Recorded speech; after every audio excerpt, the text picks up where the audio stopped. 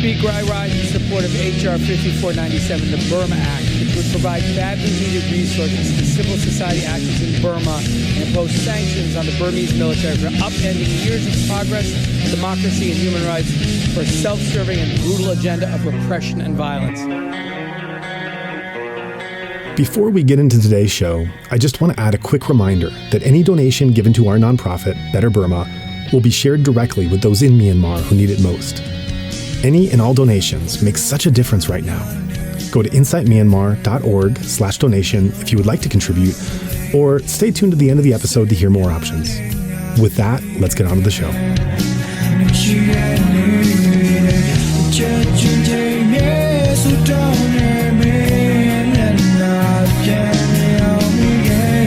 Having visited Burma, I've seen the strength of its people as they've struggled to create and sustain democracy. Now under the authoritarian Tatmadaw, the divisions, prejudices, and violence have been exacerbated and progress has been reversed.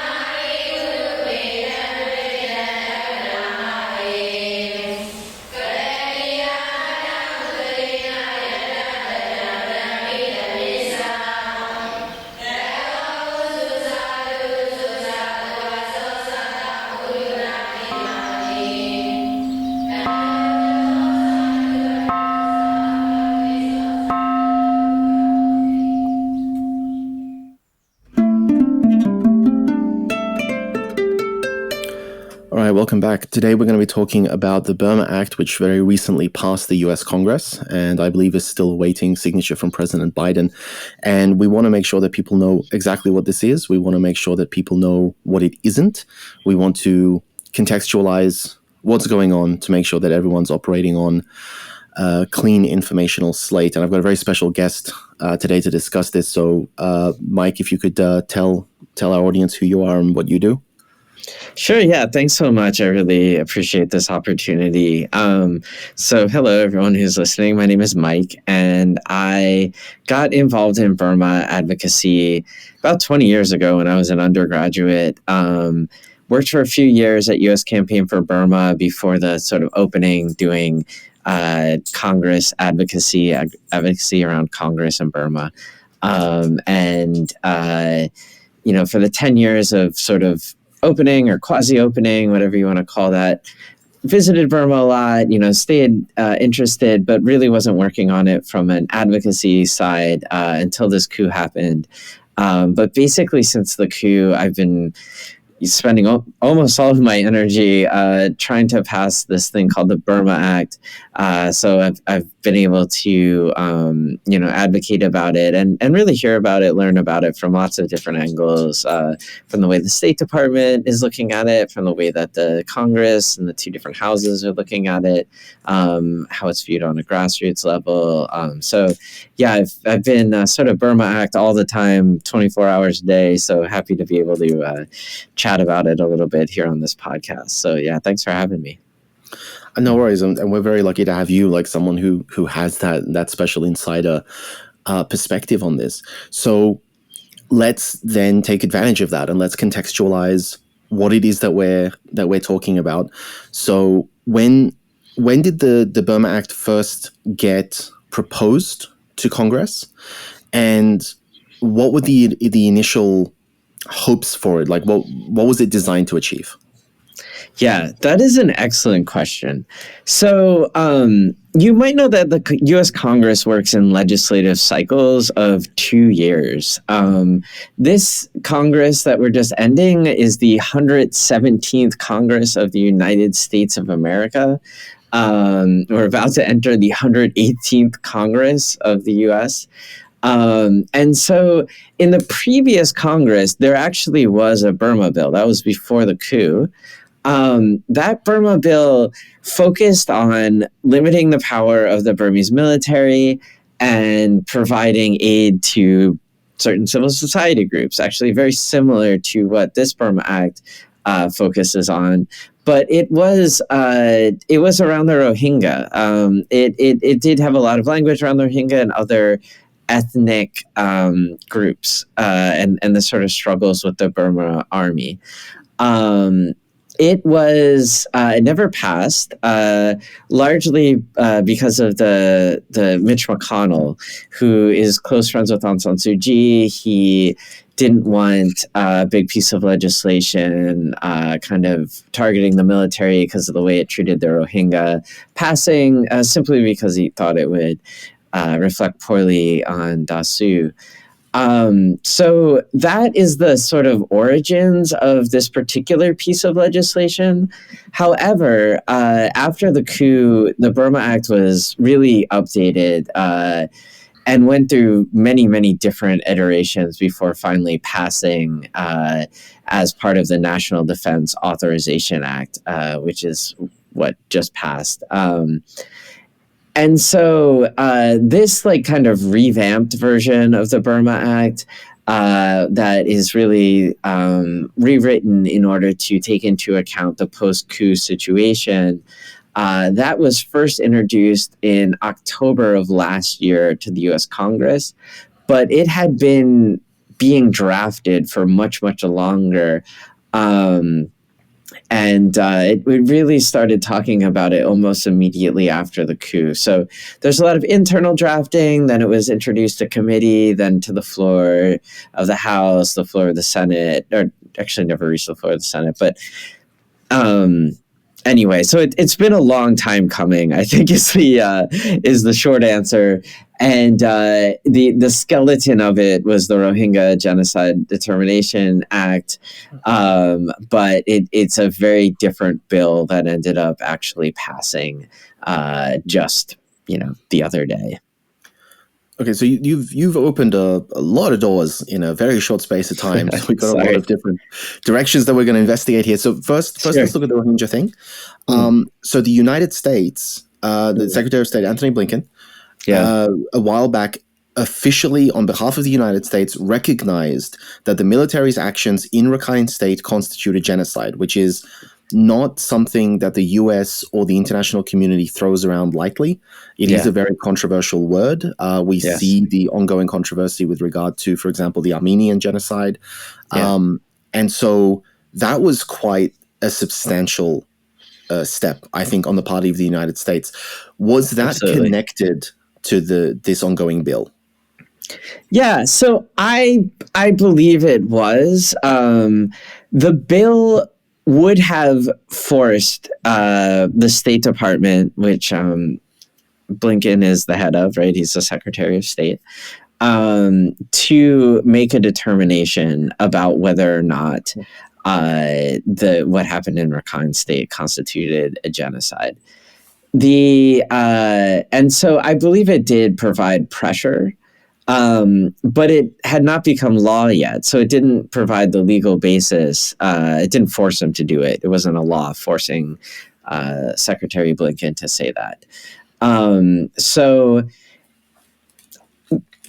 often people will introduce laws into the U.S. Congress in order to simply provide pressure that they don't intend on actually passing. Because, the State Department watches Congress very closely.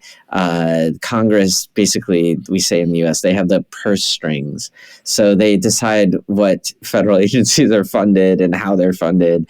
So the federal agencies watch Congress very closely. And if there's a bill that's gaining popularity that says something like, should the U.S. recognize what happened in Rakhine State as a genocide, that's going to push the State Department to look into that and actually make a decision. So at that time, the Burma Act did have a piece in it that asked for the State Department to make that determination. And it had already passed the House at the time when they made that determination, but not the Senate yet. It provided pressure, but it did not legally force the State Department to make that decision. But could it have gone the other way? Go ahead. Because you said that Mitch McConnell was holding it up in the Senate. Right. And that he didn't want censure because he was afraid that those who would be affected.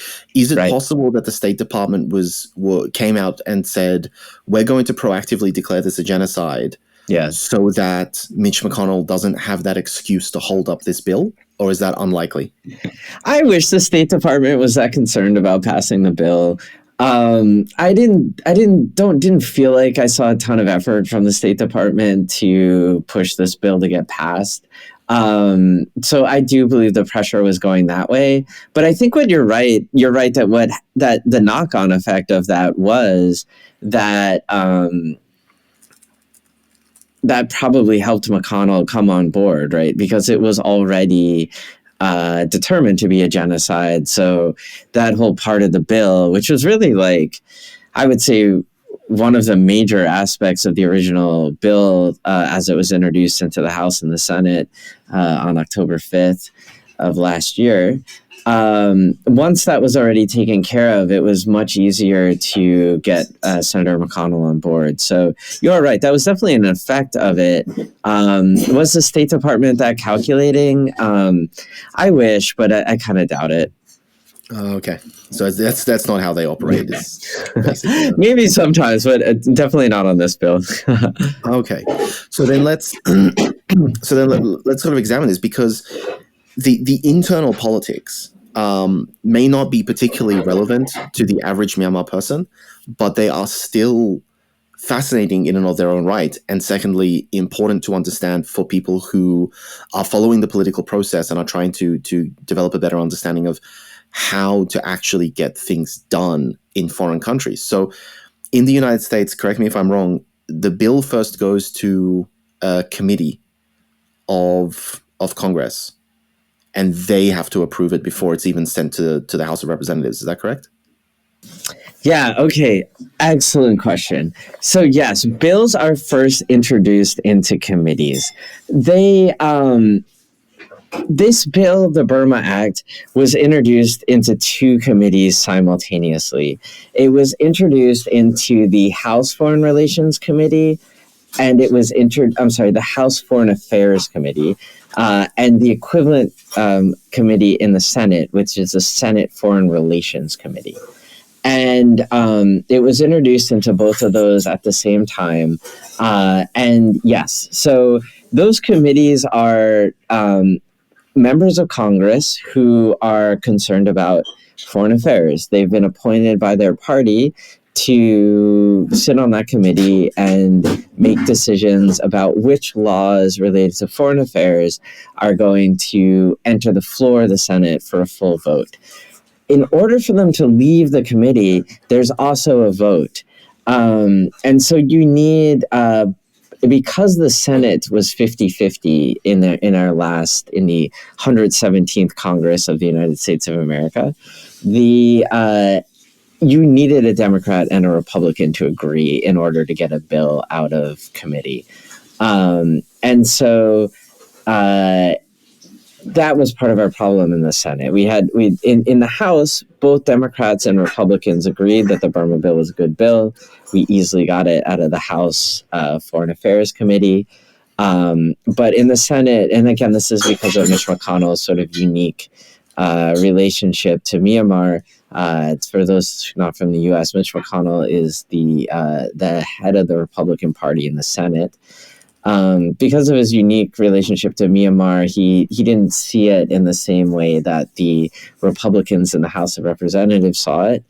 And so he basically didn't greenlight it. He didn't greenlight his own party to let it leave the committee in the Senate. So it actually never left committee in the Senate. When it reached the floor of the House of Representatives, and just like for people listening, we're not like the UK where we have I guess we sort of are.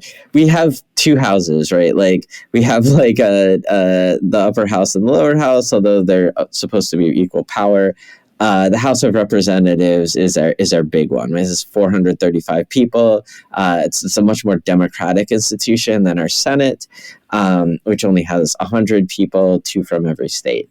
And so in the really, really big House, the one with 435 people, which represents people by population, we really easily got it passed. It was, in fact, unanimous consent. It's one of the few people who follow U.S. politics, you might know, is very, very divided. So to have unanimous consent on a bill is a really big deal. So that means they put it on the floor. They said, does anyone oppose this? Nobody opposed it.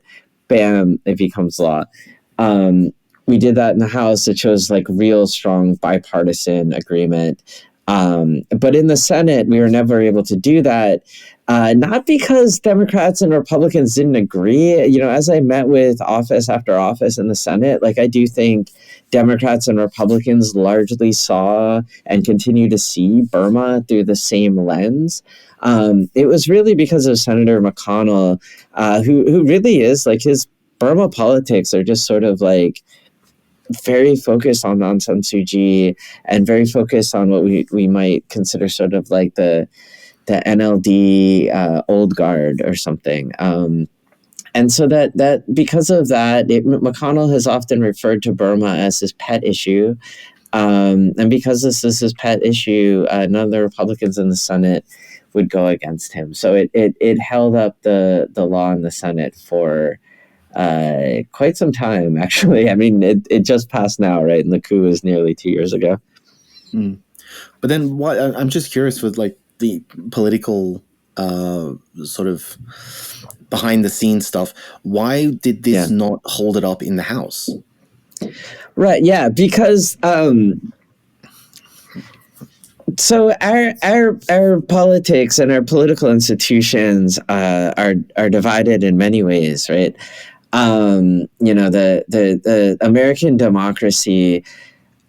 I think the pillar of American democracy really is the separation of powers, right? Like if you look at the Federalist Papers, which are sort of like the political theory behind the U.S. Constitution, one of the most famous quotes from that is that if men were angels, we'd have no need for government. But because they are not angels, we need the kind of government where one man's ambition serves to check another man's ambition. And so the sort of like balancing of different people's interests and ambitions is, I believe, the center of U.S. Government. And so you can really see this from like working on the Hill, like the way that this is really instilled. Although like there are Republicans in the Senate and there are Republicans in the House, they do answer to different, you know, to a large degree, I would say, different leadership. So the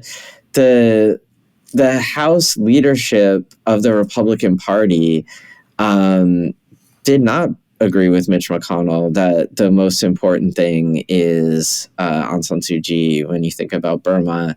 They thought about it in a much more sort of you know, the ethnic issues, the most recent coup, the uprising against the coup. That was the way that group of people thought about it.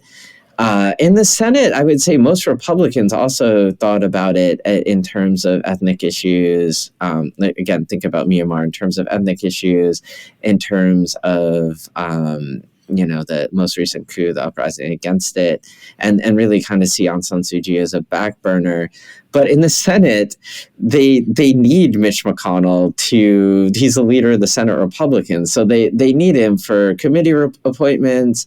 They need him to help like sort of broker deals.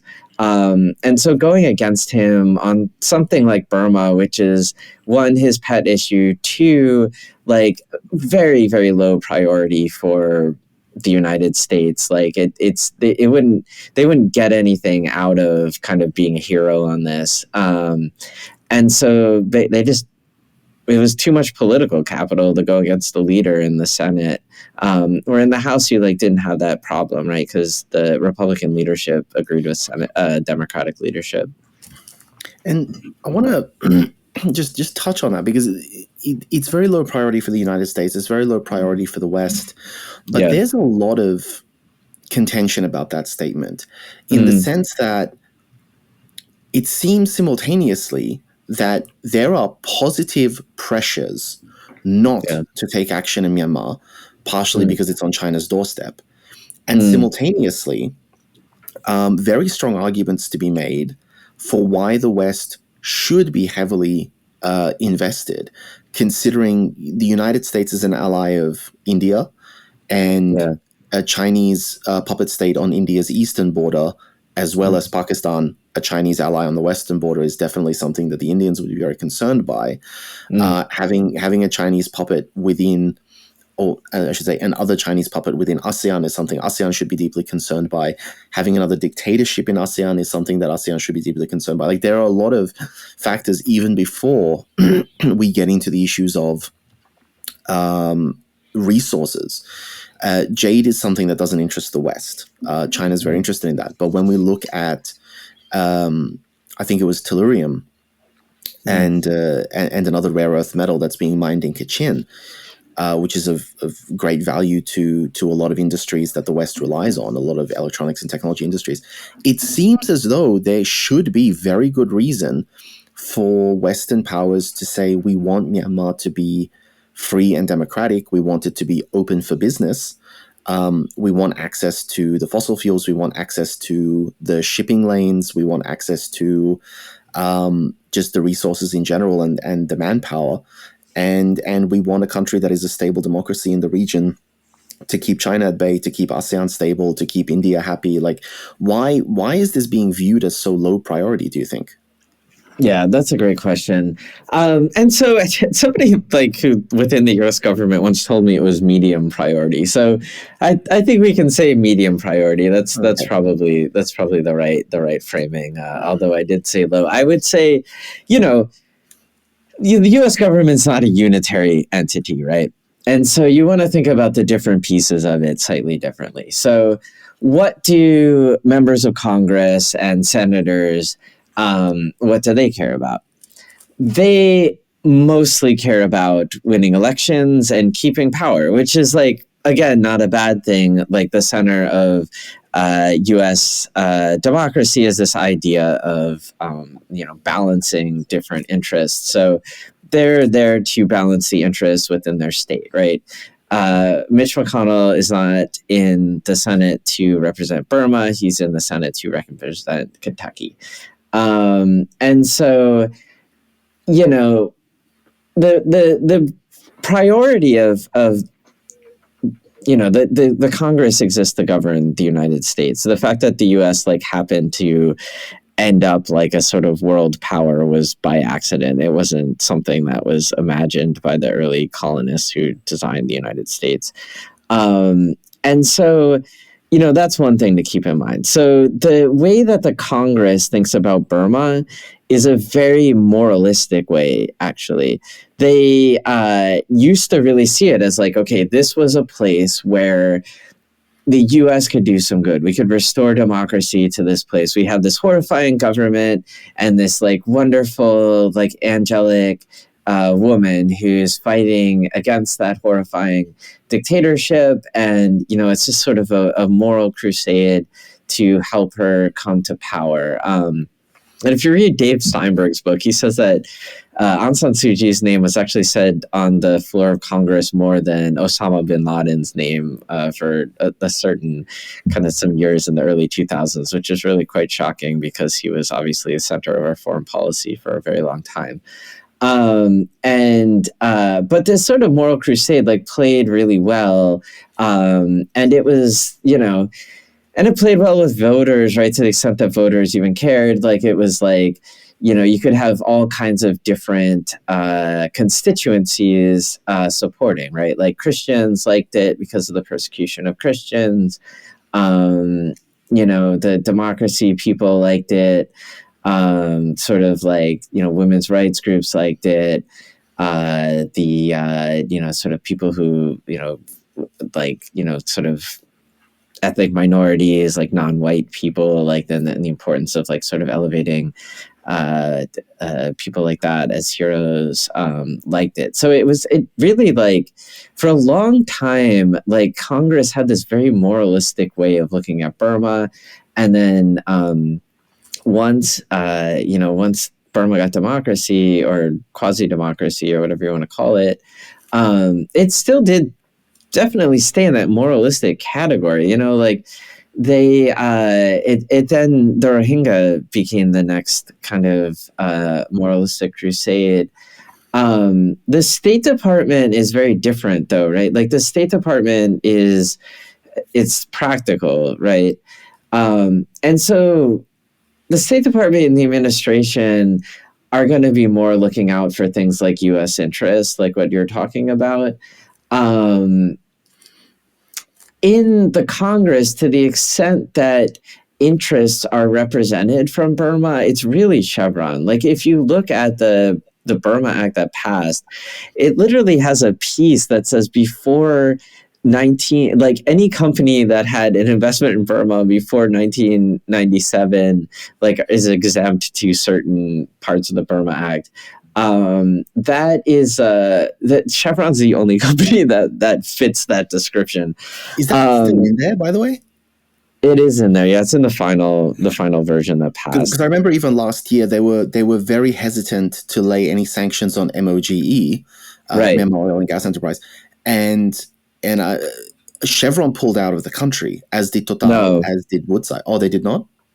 So Chevron pledged to pull out of the country. Chevron continues to operate in the country. They continue to own shares in the Adana gas project. They've never divested. So Total did, but Chevron's still there. They have pledged to leave. My cynical view is they will leave once there is no more gas and oil to be taken out of the ground. Which I hear there's maybe like a year left. So yeah, no, it was totally just sort of window dressing. Oh wow! So they're still receiving sort of legislative exemption from the Congress. Yes. Wow, that's incredible. Yeah, because again, the Congress exists to represent U.S. interests, and the U.S. largely like living here in D.C. You really see this, like the industries like just have a huge influence on U.S. foreign policy. Like we had to get the senator from Wyoming somewhat on board because he was on foreign relations. Those of you who know the U.S. geography, like Wyoming is the smallest state by population. It's in the middle of the country. You might wonder, like, what does this have to do with foreign affairs? The senator for Wyoming wants to be on foreign relations so that he can export all this beef. And if you look at everything it does, it's just all about exporting beef. It's all over his Twitter and stuff. So I mean, it like looking like, and I know this is like seems maybe far flung from Burma, but like, when you want to understand how the U.S. behaves, you have to understand like all the different pieces that sort of constitute U.S. policy making. And the absolute number one priority is the promotion of the interests of U.S. businesses abroad. Like the second priority is like U.S. Geostrategic importance, and that's what you were talking about, right? With and again, that's not necessarily on the minds of all senators. Like the senators like to bash China, but it's basically because it gets some votes here in the U.S. Like how strategically they're thinking about U.S. relationships with China. That's really like the administration's job. However, you're right. There's a lot of sort of geostrategic arguments you could make about why the U.S. should do everything it can to get the junta out of power and get the democratic forces into power. There's a number of barriers to that. The U.S. cares a lot more about its relationship to Thailand than it does its relationship to Burma. Thailand is a treaty ally. There's U.S. bases in Thailand. the U.S. military and the Thai military have pretty close ties. And Thailand has been telling the U.S. to basically like chill out. So that's one reason. And Kurt Campbell, who's like sort of who's the Asia czar in the administration. If you read his writing on U.S. policy, it's all about how he thinks Thailand is centered to the Indo-Pacific strategy. Kurt Campbell, like between when he worked in the Obama administration and when he worked in the in this administration, the Biden administration, opened this consultancy group called the Asia Group that has, financial interests all over Asia. He had to leave that in order to be in the administration, but the way Washington works, it's a revolving door. So the second he leaves the Biden administration, he'll be back heading this like this like strategic research sort of investment group for companies. And, they have their clients are people like Facebook, people who have a lot of interest in not being, too critical, right? Like to Burma, because Facebook's in all this trouble for their role in the Rohingya crisis, right? Like, and maybe Kurt Campbell's a very ethical guy and he can like not think about how it's like completely against his financial interest to, but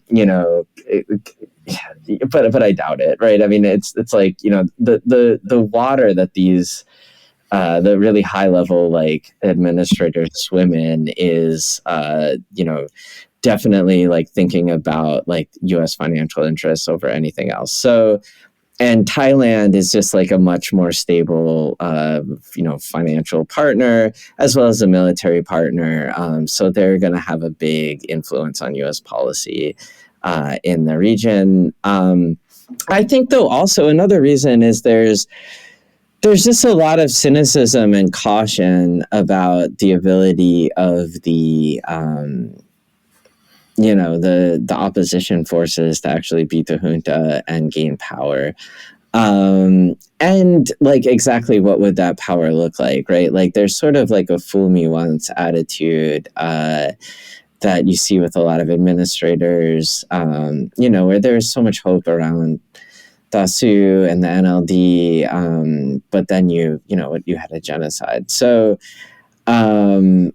you've got all those different factors going on, combined with the fact that there is sort of like a presentist or like a bias for the way things are. Like the State Department's a bureaucracy like any other, and it's not really going to go out on a limb on much. The Congress is really there to go out on a limb. They're the more moralistic actors. But yeah, again, Congress got stuck in this weird kind of like in between, again, because Burma's Mitch McConnell's like pet project. Sorry, I know that was a lot of different directions, but just trying to be as thorough as possible. I mean, the more information we have, the better, to be honest. It's a very long and very confusing road to where we are. So it's good to cover it. And one thing that is kind of important, and this is something that I was discussing with an analyst quite recently, with regard to the passage of this bill, was that originally there were some people who were pushing very hard for this to be an independent piece of legislation. Yeah. As it stands, it's been incorporated within the NDAA. So for the benefit of those who haven't had to slog through the NDAA for the last year, could you explain what that is? That is an excellent question. So I would first say that it did the Burma Act passed as an independent piece of legislation through the U.S. House of Representatives. But we were not able to get it to pass as an independent legislation through the Senate. This actually, unfortunately, is very typical of bills these days. The Senate is in such deadlock because it's 50% one party, 50% the other party. They don't agree on all that much. And so again, thinking about this, like not necessarily in the context of Burma, but just in the context of U.S. politics, it's very hard to get something through the Senate these days.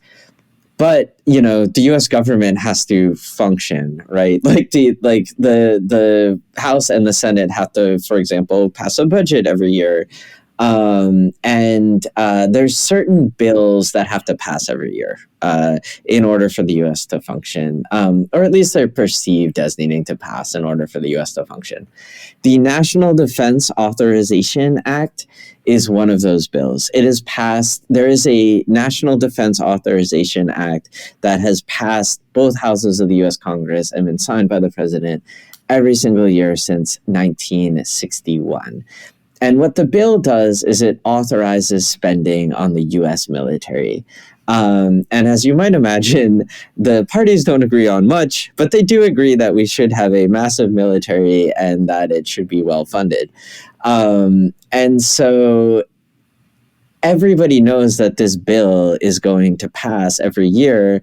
And so everybody in the Congress tries to get lots of other bills shoved into it so that they pass too. The bill this year was literally 4,000 pages long. The Burma Act that ended up in the bill was about 25 pages. It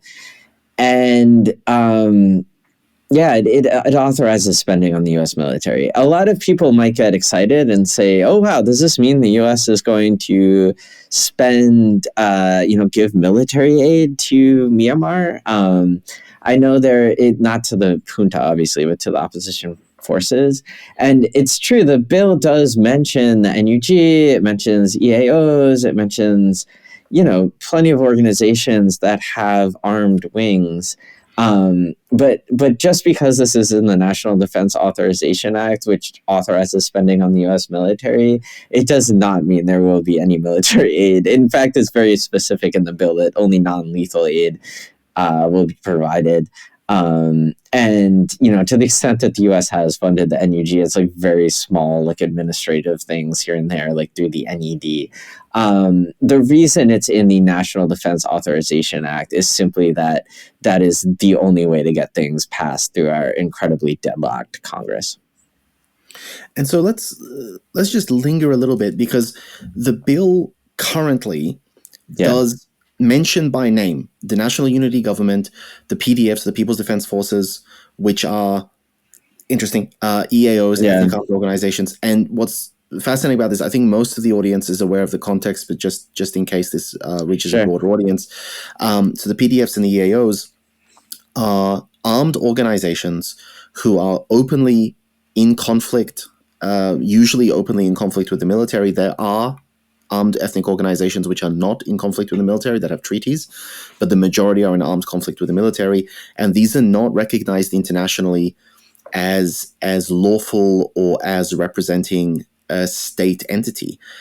So by many definitions, they could be considered criminal armed organizations. And yet this version of the Burma Bill specifically mentions them. And the versions of the Burma Bill that were going around last year specifically mentioned the Tatmadaw, the Burmese military, for censure and sanction, but did not actually mention the NUG, did not actually mention the EAOs and the PDF. What happened in the last year to bring about that change? That's a great question. I think that was a lot of lobbying from diaspora groups. The group that has been so effective in lobbying has been the Chin refugees here in the U.S. I think that they have a few things going for them. One is the Chin refugees tend to live in Republican states, and the Republicans were able to have a lot of influence over the Burma bill, partly because they were stalling on it, right? So, like, if you stall on a bill, like in the Senate, it was introduced by Democrat Ben Cardin, and so then the Republicans sort of, we're able to push back. We won't let it leave committee unless you do this, and that.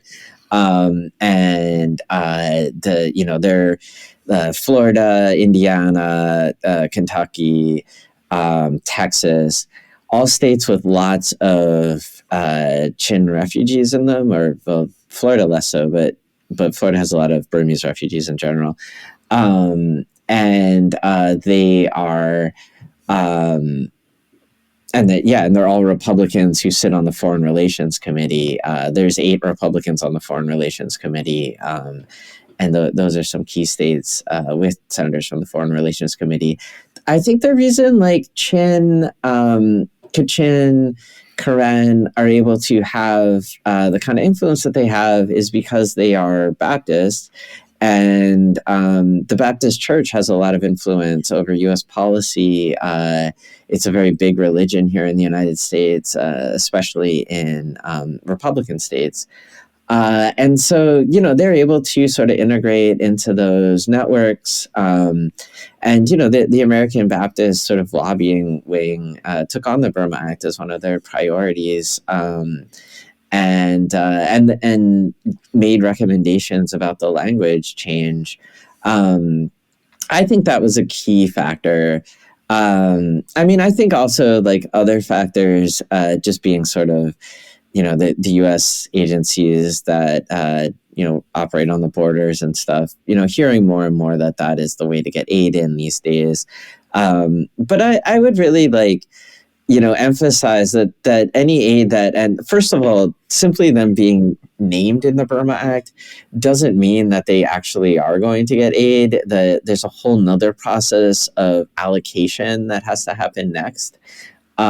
This authorizes the spending. The National Defense Authorization Act authorizes the spending of things, and then there's a whole nother appropriations process that we're gearing up to try and influence, that would actually appropriate the money, and then the federal agencies also have a lot of say about how they appropriate the money that's given to them, that they're supposed to spend on Burma. So there's a lot of different steps.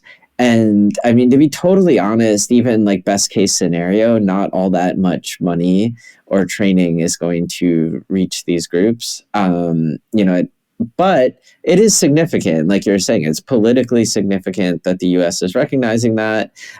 Money and training will reach some of the groups. That is significant.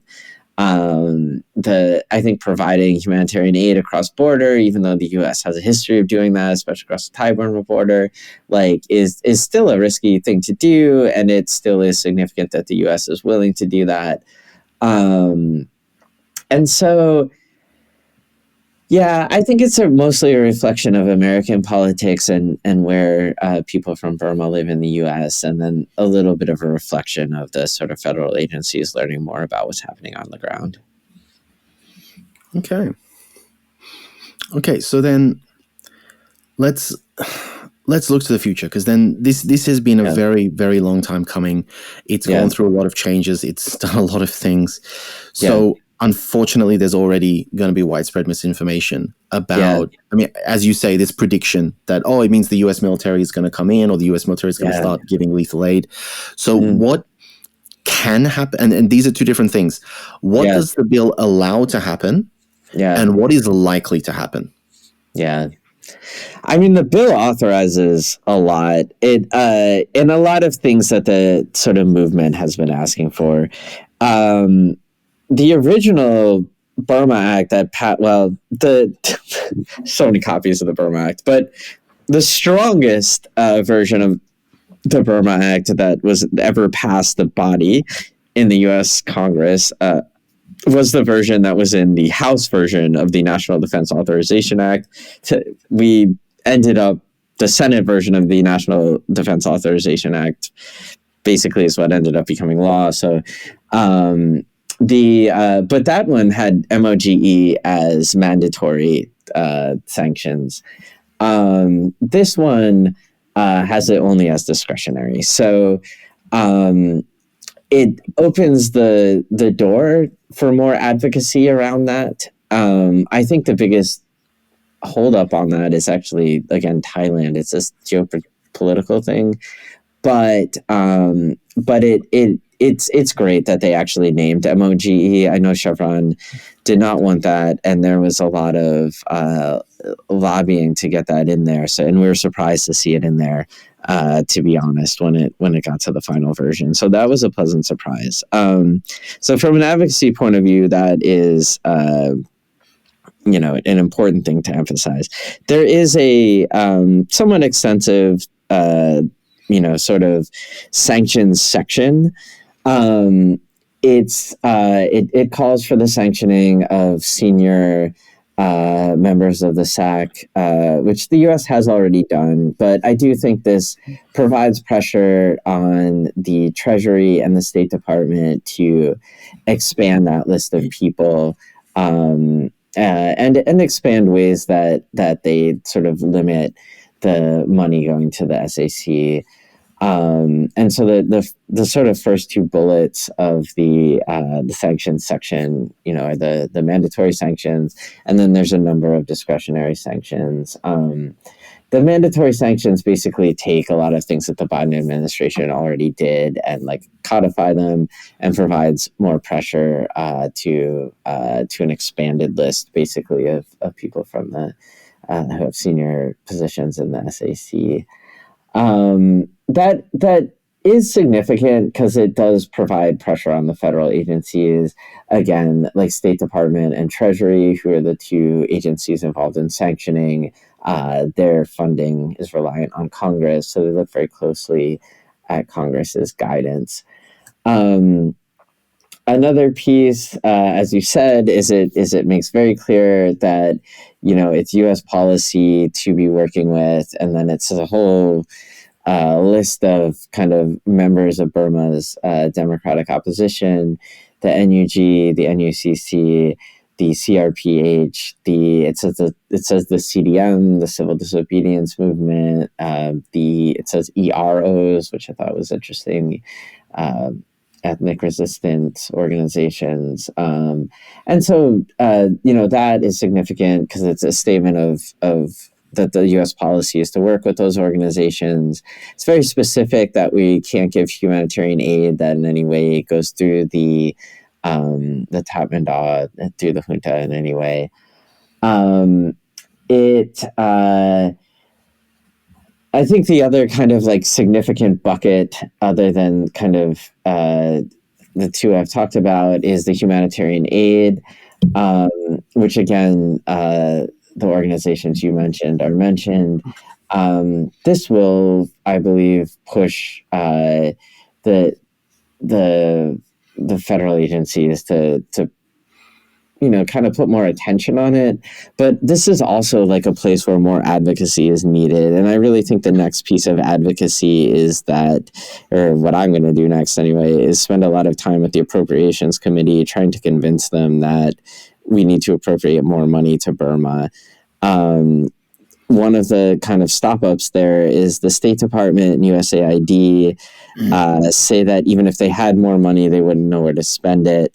We're trying to make the point, and the legislation tries to guide them toward lots of different places that we could spend money. We've actually spent, I would say, compared to similar conflicts, like the conflict in Tigray right now, comparatively little on Burma. And so I think the case can be made to the appropriations committees to appropriate more. And the bill helps us make that case. But yeah, the bill, although I think it's very significant, it's also very much a step in a much larger process to try and influence the U.S. government to be more on the side of the revolution in Burma. I mean, let's look at this, because this is sort of what this bill does. Is it just opens the door, but it doesn't actually guarantee, it doesn't make promises. And this is something that we saw last year with the NDAA, when a lot of money was made available to Myanmar. And what people thought was that this means the US Congress is going to start delivering lump sum payments to Burmese civil society organizations or PDF or the NUG, when in reality what it meant was the US is giving money from the federal coffer to organizations that are also US government organizations like USAID to dedicate to Burmese assistance, but not necessarily handing over cash, just providing assistance. So these are two very different things, and people often conflate them. So with regards to this, is there any likelihood that, because you said they have money, or even if they had money, they wouldn't know where to spend it. Is there any likelihood of a partnership with any of these organizations? Most crucially, I think the National Unity Government. It has, I think, the greatest case for legitimacy of any of the actors. Is there any possibility for the US government partnering with the NUG, not necessarily to hand over cash, but to, at the very least, say, direct us to where we need to send our assistance, and we will target those projects? Is that viable? I mean, I think that is an excellent role for the NUG to play. And so the National Unity Government actually just opened an office here in DC.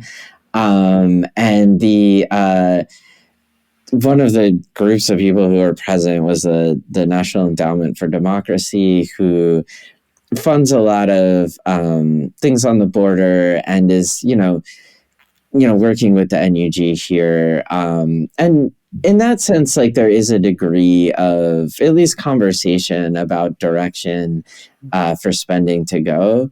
I think to some degree that's on the NUG. Like, the NUG needs to come up with like clear plans about like, okay, if we had this much money, this is how we would spend it, and make that case compellingly to the appropriations committees in both houses. The most important appropriations committee for this Congress, I've heard, is the House Appropriations Committee. So it's Barbara Lee of San Francisco.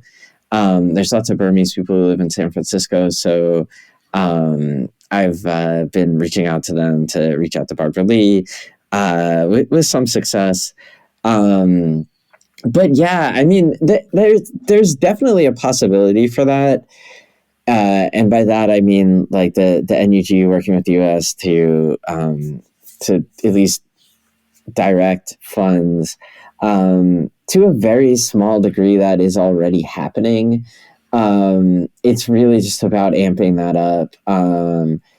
And I think to some degree that the NUG's got to kind of increase their advocacy around that to get that done, which they all are already doing. But they have a lot on their plate. I mean, the primary thing, the NUG does in the States is like fundraise for the revolution. Those fundings come from like, particular sort of power centers of the diaspora. And they don't necessarily have a strong understanding about how to influence U.S. policy. But they're getting there. I mean, this is just, it's a recurring theme that we've dealt with. Sometimes one hand doesn't know what the other is doing. Sometimes one hand doesn't know that the other exists. Right. And this seems consistent, where there are so many cases where you have people who are in a position to say, I have the capacity to provide assistance. And you have other people saying, I desperately need assistance. But these two people don't know each other. They're not communicating.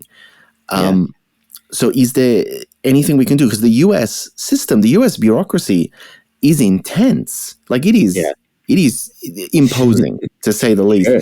And again, for a country of 320-something million people, you would expect the bureaucracy and the system to be large and robust. It has to be. And it can't be too hasty, because there are a lot of different ways that mistakes can happen and people can be left behind. So it's very much to the US's credit that it considers things carefully before it takes action. However, is there a specific way in which we can try to cut through these delays and reach key people, or make our as pro-democracy activists and the NUG and the PDF and the EAOs make the potential for collaboration and the willingness to collaborate on non-lethal projects known to the administration?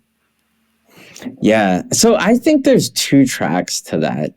One track I would call sort of the rational track, where like I think that people who support the democracy movement in Burma around the world can help to make the argument to State Department that there's all the and other federal agencies that there's all these different ways that money could be spent to the good of the Burmese people. And I think that like helping people like the NUG write proposals, people like EROs, etc. I think that like there's a lot of like sort of just like, I won't use the word translation, that needs to happen, where you have this sort of like situation in Burma, the people understand the situation in Burma, and then like having that carefully explained to different levels of the U.S. Bureaucracy, as you identified. Like that is important. That will get results the more those voices are clarified. I think another way that this needs to be attacked and should be and can be attacked is like a broader narrative conversation, through the media, really. Aung San Suu Kyi in so many ways was like a flawed character. However, like her story and the compellingness of that really did drive U.S. policy for 2 decades. Again, because like people don't have a big they just don't have that much space for understanding Burma. They have like they can, if you're on the Foreign Relations Committee of the U.S. Senate, like there's like 193 countries in the world. Like the U.S. is involved in literally all of them in one way or another. Like the dollar, there's just so many ways the U.S. is involved globally. And so it's not realistic to think that Burma is going to be a top priority. But you can control like to what extent, what is the narrative if you only have space in your brain for a little bit about Burma. I don't think we can just quite go back to the old narrative, which again did drive U.S. policy, but having more narratives about the uprising, about the hope and the resistance, like stuff like that, I think it would be helpful, because it would like, when you walk into that meeting then with the senator's office or something, they'd be like, okay, this is the place where people are resisting military rule. And that's what they're going to ask for. Instead of right now, I think people's understanding is just very muddy. They're like, oh yeah, there's like some ethnic problems there. And I remember there's an uprising, but I don't really know what's happening with that because it's only really covered by the global media for like 2 months. So like, I don't know. I like personally, I'm trying to think about ways to like reapproach like the guy who made the Aung San Suu Kyi poster that, we did approach him right after the coup happened, and he was going to make another poster for Angel, the 19-year-old who was killed in Mandalay, but then Angel's family didn't want him to do that. And so then we didn't end up making a poster, but like doing something like that, because like once you have that, then you have like a new story. And then you can go to the storytellers like Hollywood to like tell the story. And that does matter. Like narrative drives policy. And like, I just see both in like the sort of educated US population, and then those are the people who like staff Senate offices, like there just isn't a clear narrative about what's happening, and there isn't time or patience to understand like a complex narrative, and so things just really just don't move.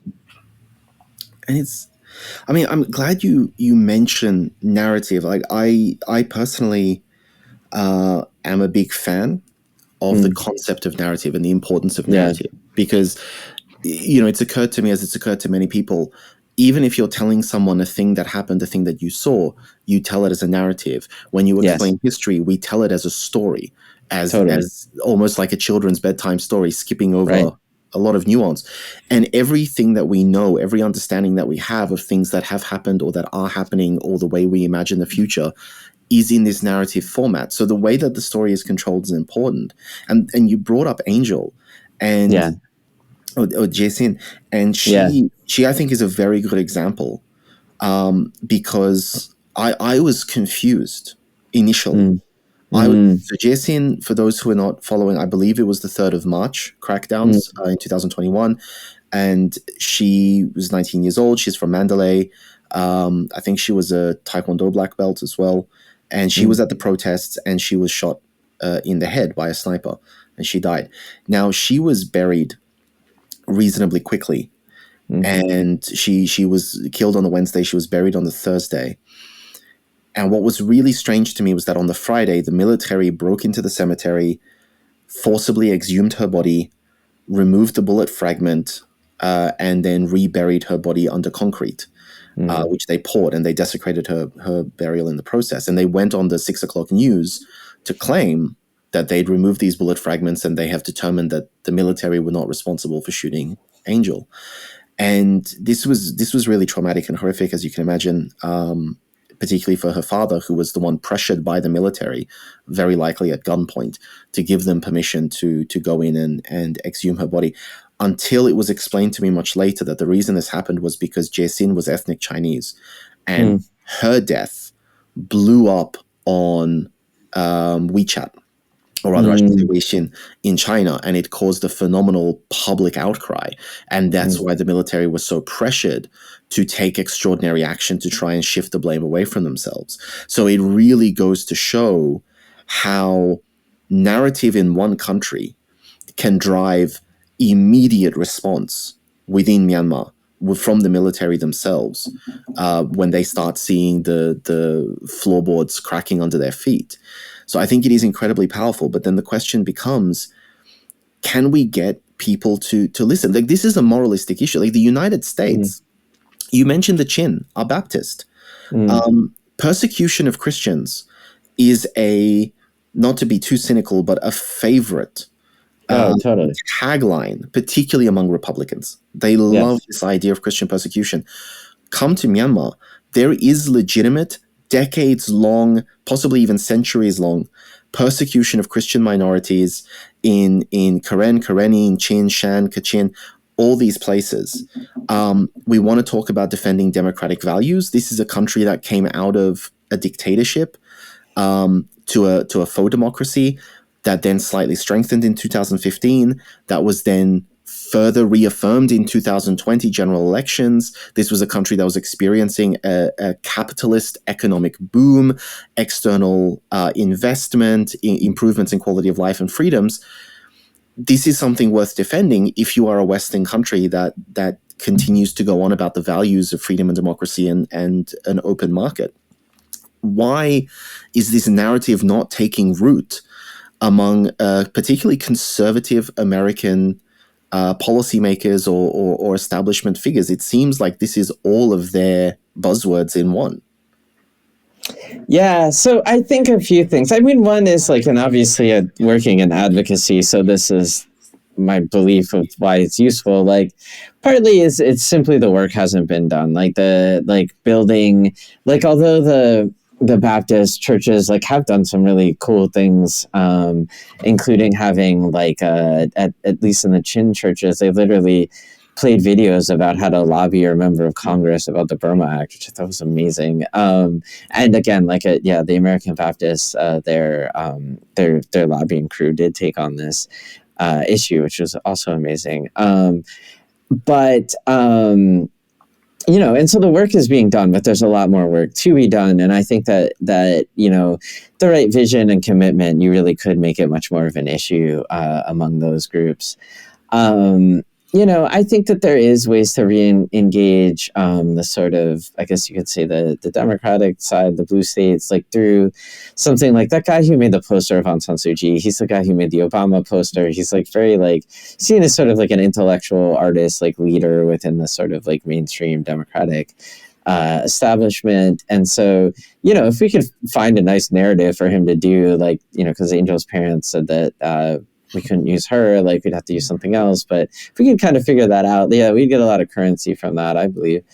I mean, part of the reason, though, that the narrative is muddied is simply the Rohingya genocide. I mean, like 2007, you're right, like the U.S., the Obama administration really tried to spin like the democratization of Burma as this huge success of U.S. policy. But then like post 2017, like it just all became very confusing, like it's like, oh, is this a success? Like, I mean, I think that the ethno-nationalism was always there, right? I mean, like if you read like Thotman U's book about, his most recent one, he talks about Aung San Suu Kyi's essays at Oxford, where she really talks about like the Chinese and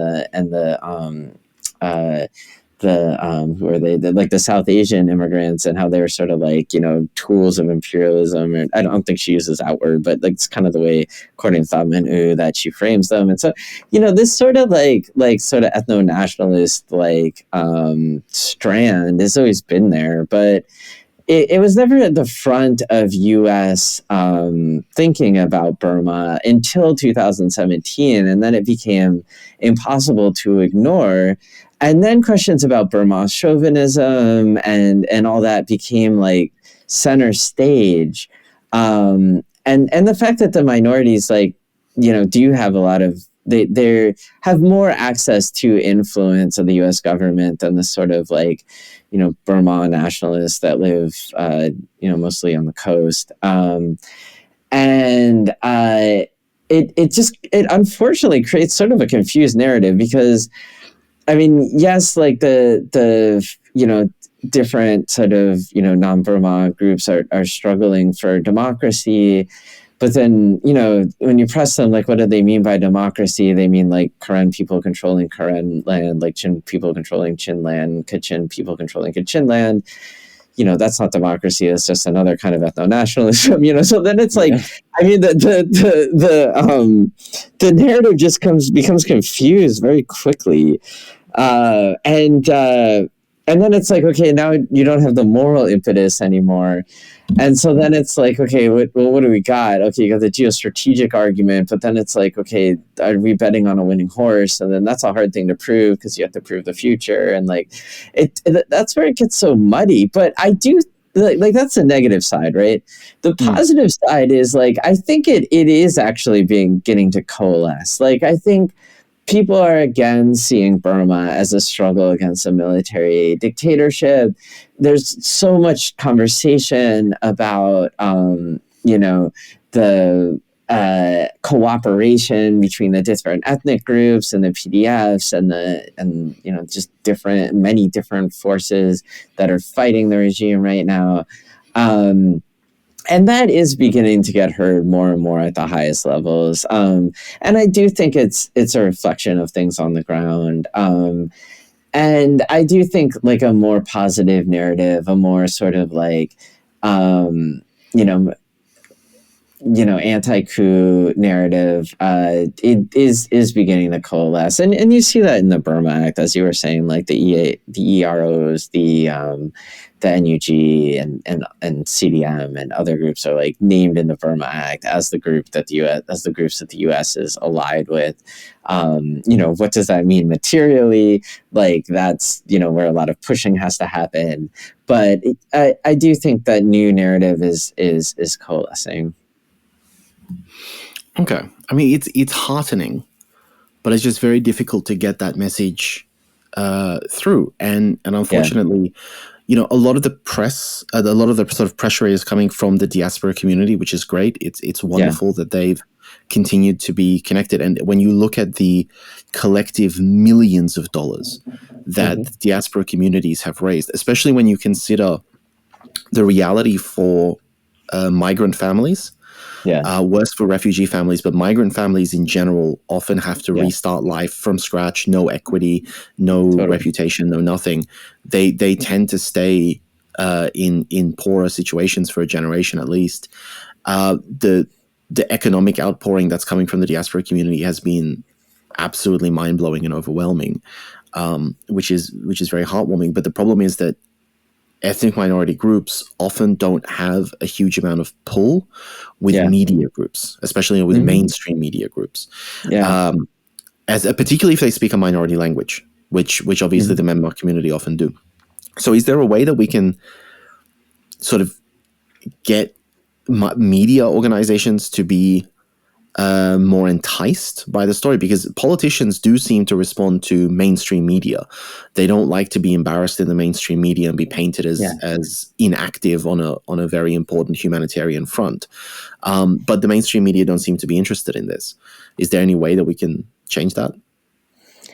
Yeah, I mean, there's all sorts of ways. I mean, one is we had a U.S. Advocacy Coalition for Myanmar had op-eds in and they're written by sort of local people in the biggest paper in Indiana, the biggest paper in Kentucky, the biggest paper in Pennsylvania.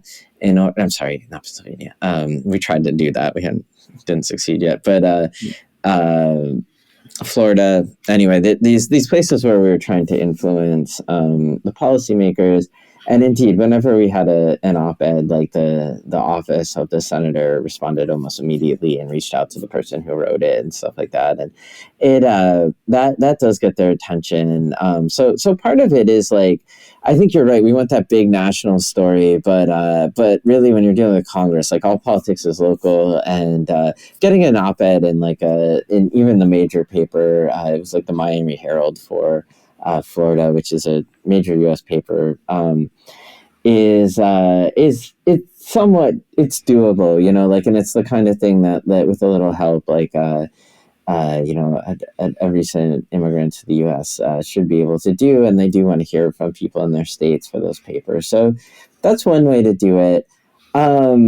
Another way is making alliances with more powerful groups, right? Like the Baptists I know that's an example I keep going to, but that's the one that's been, I would say, absolutely the most successful. But there's plenty of other groups. The Muslim associations here in the U.S. are very concerned about the Rohingya, and it does matter when Rohingya kind of reach out to the broader Muslim community.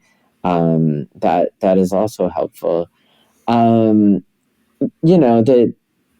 Buddhism as well, especially on the coast, and you see that a little bit too. All that works.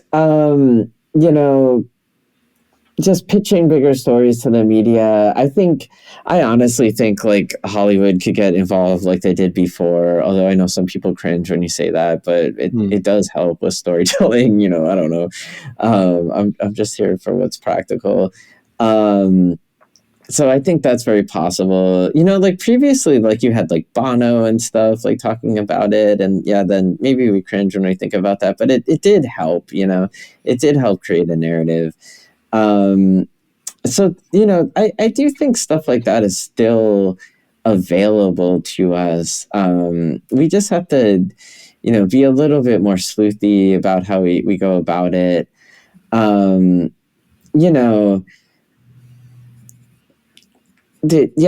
there's just a lot of different ways that problem can be overcome, like you were talking about. Like the diaspora in specific, like, there's such a broad range of different folks. Some of the diaspora, almost all of the diaspora was pro Burma Act, and lots of people came out and worked for it. But some of the more like it's sort of ethno-nationalists, like were opposed to it for the same reason McConnell was opposed to it, because it mentioned the Rohingya.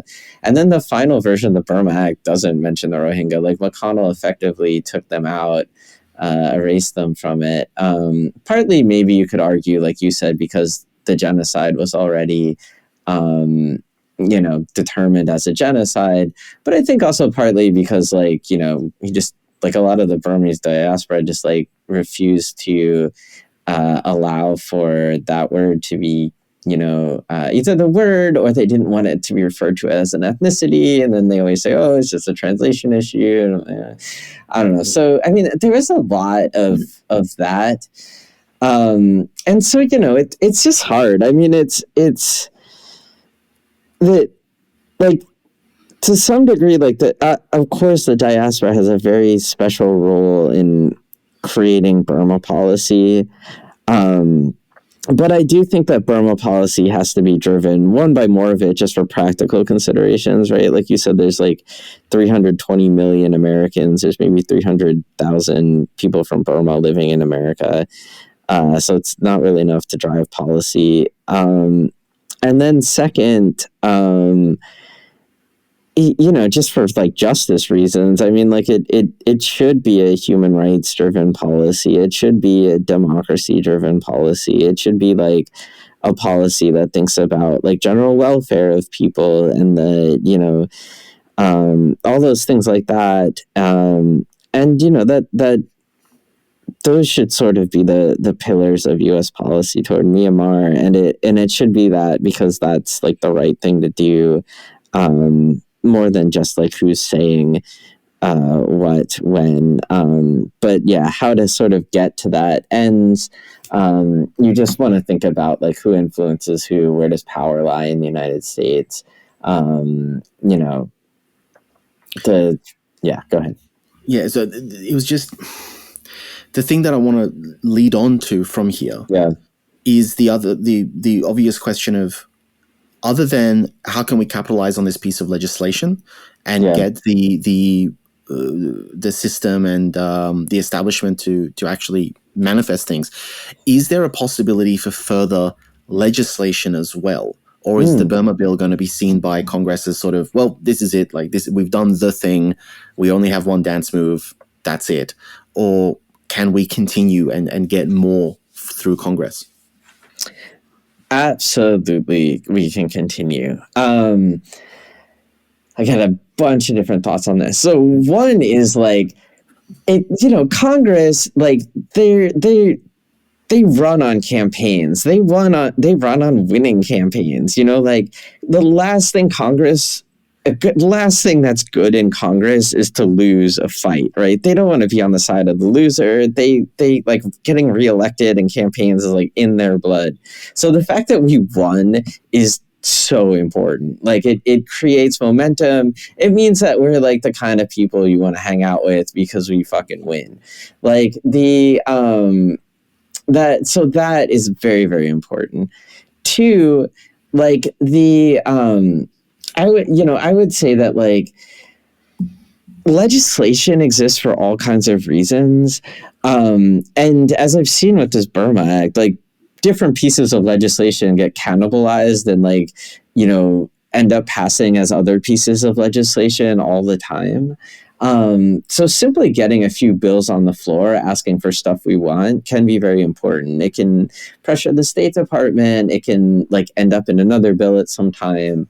If you look at the amount of bills that are in the Congress at any one time, it's a staggering amount, in the thousands. And then people might say, oh, that's kind of silly, but, those bills get taken apart and reassembled and all this kind of stuff. So definitely important. I think that,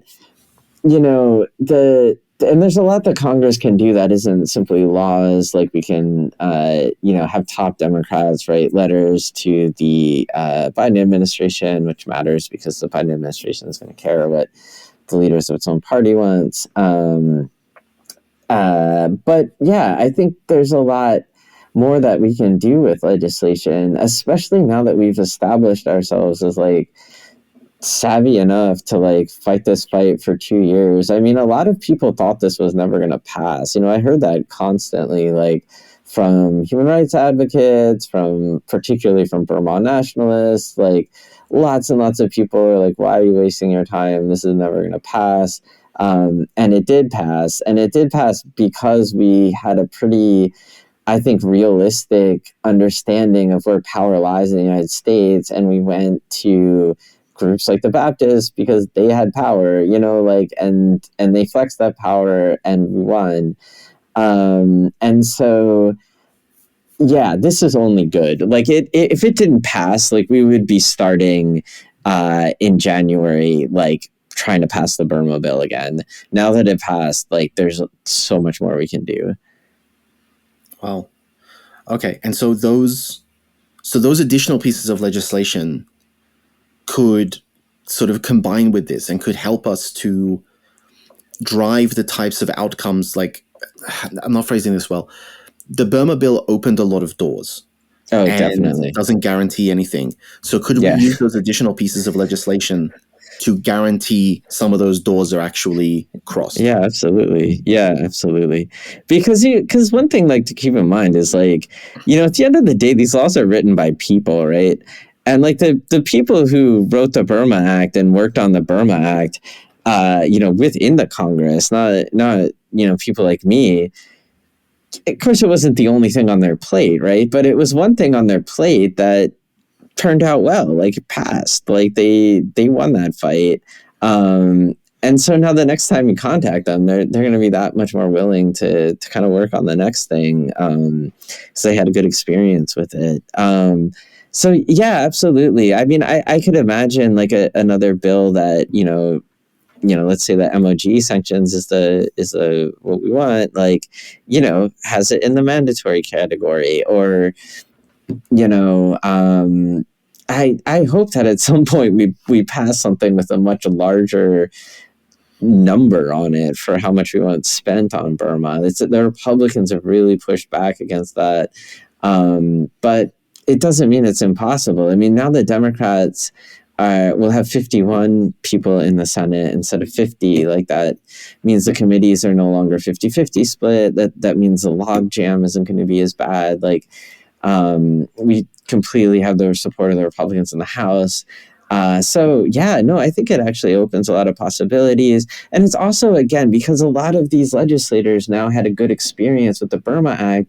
If we want Gregory Meeks to make a statement about something that happened in Burma, it's easy. It'll be easier now. Like, if we want him to talk to the administration about it, again, it's an easier ask because it makes that channel between sort of us advocating around it and the members of Congress like that much more strong. And so I do want to touch on that, the description of the Congress itself. So America obviously has elections every 2 years. There recently was an election. Finally, did the Georgia seat finally get settled, by the way? Yeah, the Georgia seat went to a Democrat, yeah. Okay, wow, that was impressive. So so that being the case, so you say it's 51. So is it 51-49 in the Senate? Yeah, 51-49, yep. Okay, so do the senators generally vote as a block? So I'm speaking from the Australian context. Yes, absolutely. Yeah, no worries. They don't vote as a block here. Oh, that used to be our politics like 30 years ago, but yeah, they votes are largely partisan these days. Yeah. Okay, so is Chuck Schumer still the Senate leader? Exactly. Okay, so if Chuck Schumer were to put his name behind a piece of legislation, that would largely guarantee that all 51 of the Democratic senators would vote to pass it through the Senate. Yeah, it would mean it would be very likely that they would. Yeah, because they would want favors with the leader. Okay, and so let's talk about the lower house. My understanding is the Republicans have more seats in the lower house. That's correct, yeah. Is that going to be a problem? Because obviously legislation has to pass both houses. Do we have to wait for another NDAA to get something passed, or can we actually win the lower house? Yeah. So the lower house, the bill was actually completely bipartisan in the lower house. We had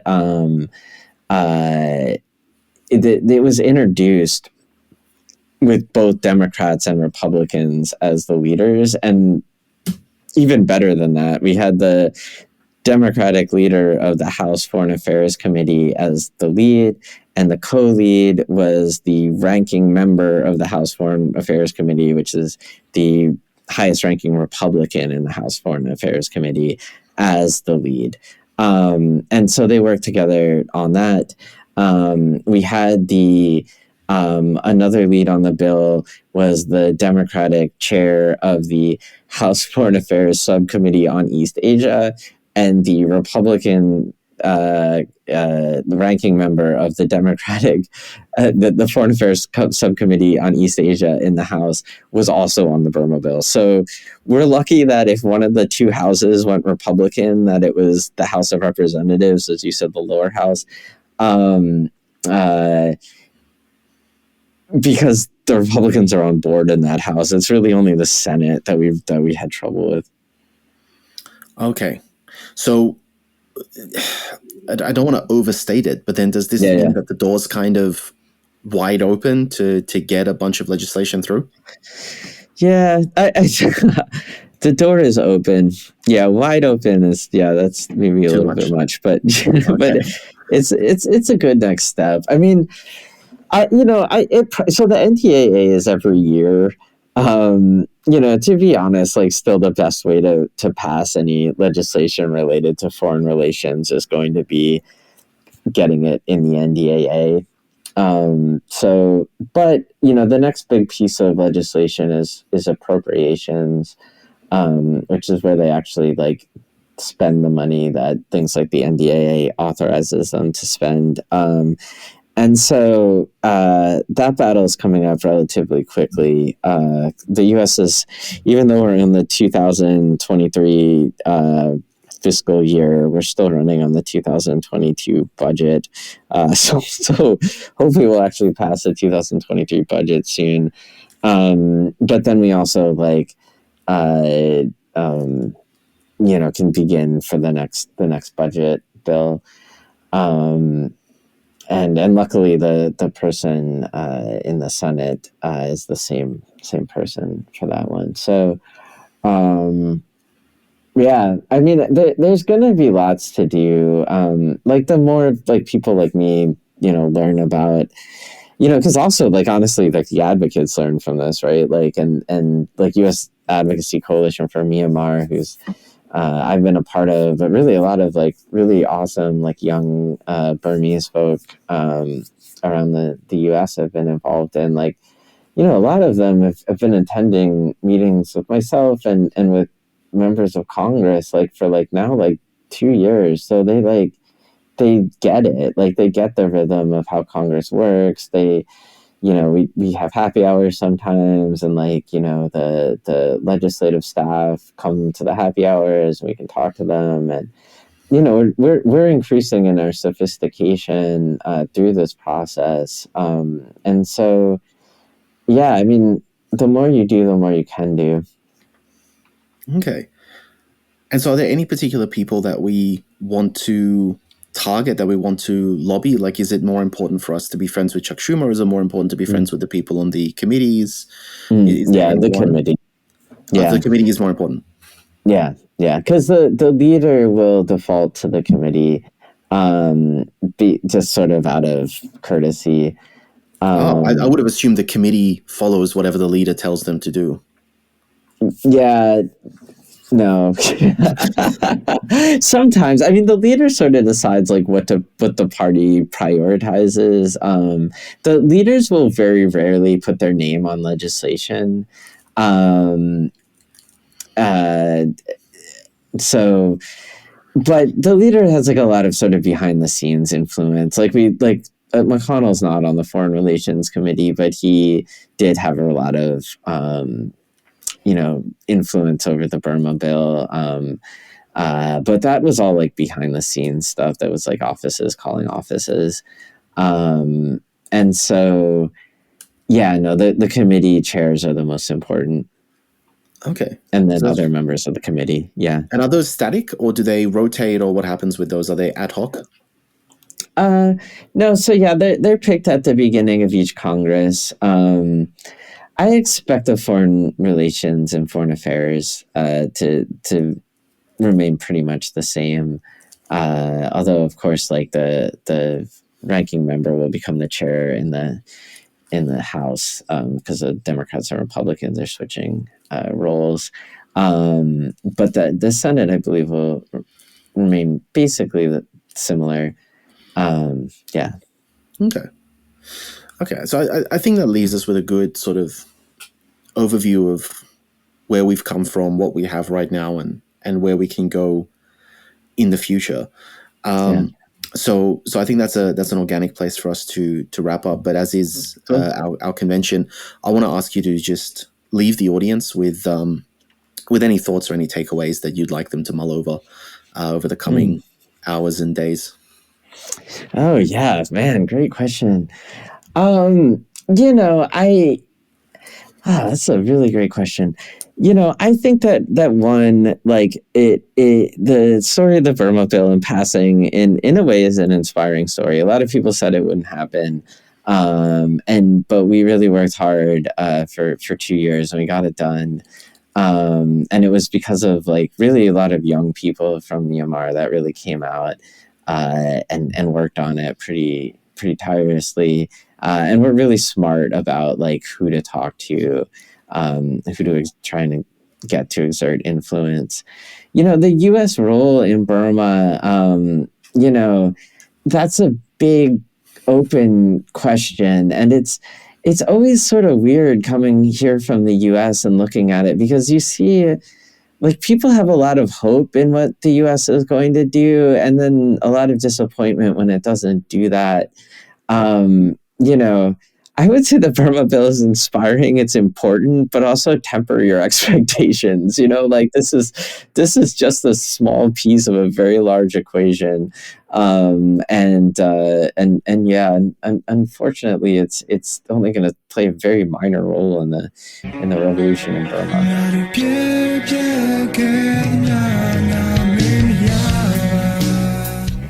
Thank you for taking the time to listen to this episode. As regular listeners are aware, we often remind our audience about our nonprofit mission, Better Burma, at the end of a show. Truth be told, fundraising is hard work, and I can personally attest to the fact that it's really no fun to keep asking for contributions. Yet the situation on the ground in Myanmar is so distressing that we continue to do so on behalf of the Burmese people. What is most helpful at this time are recurring donations, which help alleviate both the stress and time involved in fundraising. If you're able to pledge a certain amount per month, our team can plan around having at least a consistent minimum amount to work with every month. If you would like to join in our mission to support those in Myanmar who are being impacted by the military coup, we welcome your contribution in any form, currency, or transfer method. Your donation will go to support a wide range of humanitarian missions, aiding those local communities who need it most. Donations are directed to such causes as the Civil Disobedience Movement, CDM, families of deceased victims, internally displaced person, IDP camps, food for impoverished communities, military defection campaigns, undercover journalists, monasteries and nunneries, education initiatives, the purchasing of protective equipment and medical supplies, COVID relief, and much more. We also make sure that our donation fund supports a diverse range of religious and ethnic groups across the country. We invite you to visit our website to learn more about past projects as well as upcoming needs. You can give a general donation or earmark your contribution for a specific activity or project you would like to support. Perhaps even something you heard about in this very episode. All of this humanitarian aid work is carried out by our nonprofit mission, Better Burma. Any donation you give on our Insight Myanmar website is directed towards this fund. Alternatively, you can also visit the Better Burma website, betterburma.org. That's BETTERBURMA.org. And donate directly there. In either case, your donation goes to the same cause, and both websites accept credit cards. You can also give via PayPal by going to paypal.me/betterburma. Additionally, we take donations through Patreon, Venmo, GoFundMe, and Cash App. Simply search Better Burma on each platform and you'll find our account. You can also visit either the Insight Myanmar or Better Burma websites for specific links to those respective accounts, or email us at info@betterburma.org. If you'd like to give in another way, please contact us. Thank you so much for your kind consideration and support.